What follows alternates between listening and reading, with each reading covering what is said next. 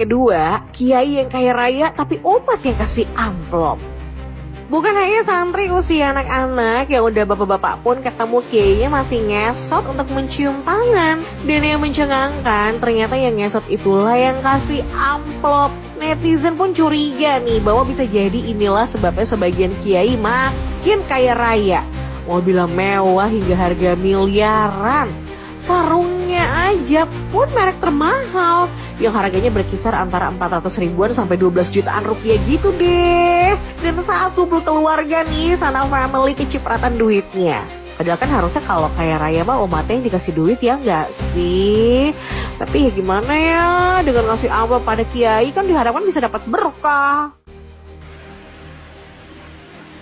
Wahai Trans 7, saya berharap kalian semuanya meminta maaf atas framing Kiai mendapat amplop, dan yang difoto dan divideokan adalah Kiai Anwar Mansur, pimpinan Pondok Pesantren Mahat Lirboyo, di mana saya tempat belajar. Saya peringatkan, saya kasih tahu bahwa sesungguhnya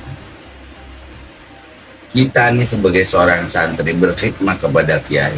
Kiai itu tidak pernah mengambil manfaat daripada santrinya. Seluruh Lirboyo itu belum pernah hartanya, kemudian bayaran kita terhadap pondok pesantren diambil manfaat oleh para kiai-kiai dan masyayikh di Lirboyo.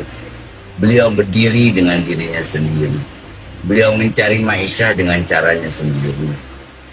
Di mana dengan langkah yang seperti itu, hasilnya semua santrinya mendapatkan keberkahan ilmu yang nafe.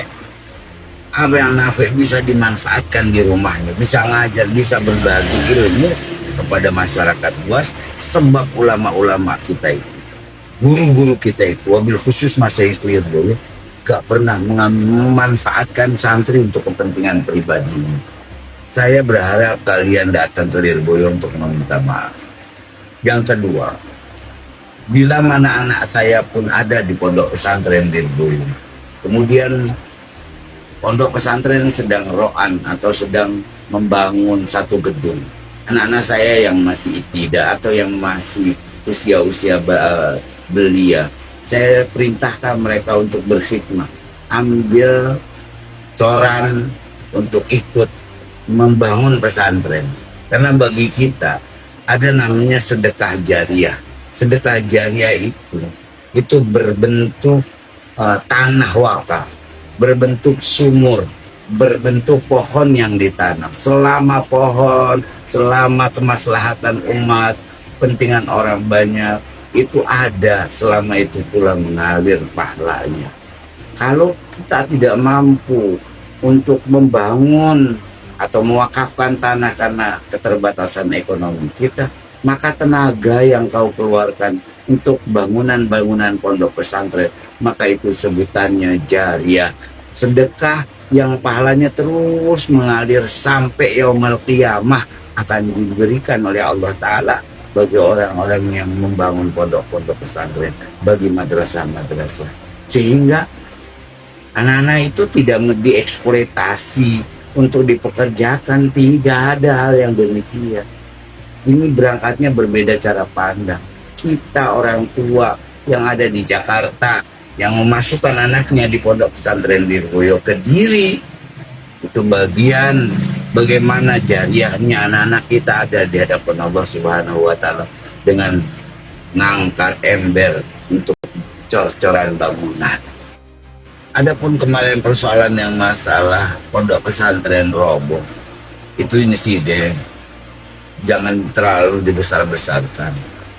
Kalaupun ada kelemahan, pemerintah nggak pernah bantu, nggak pernah peduli terhadap pondok-pondok pesantren.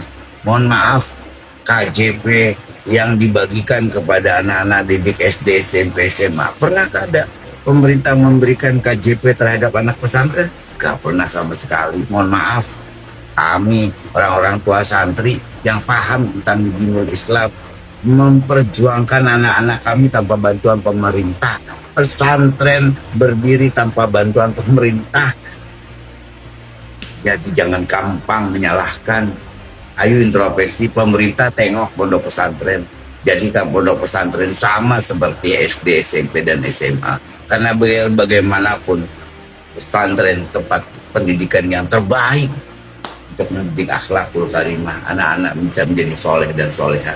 Bukan kita orang tua di rumah. Assalamualaikum warahmatullahi wabarakatuh.